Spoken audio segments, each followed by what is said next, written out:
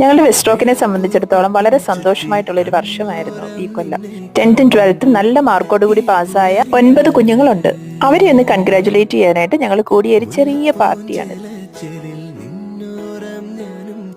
ഇവർക്ക് വേണ്ടി കേക്ക് ചെയ്യാനായിട്ട് എനിക്ക് യാതൊരു കൺഫ്യൂഷനും ഇല്ലായിരുന്നു. കാരണം ഇവർ 9 പേര് നമുക്ക് ഇമ്പോർട്ടന്റ് ആണ്. സോ ഞാൻ ഇവരുടെ 9 പേരുടെ പേരും ഈ കേക്കിൽ മെൻഷൻ ചെയ്തിട്ടുണ്ട്.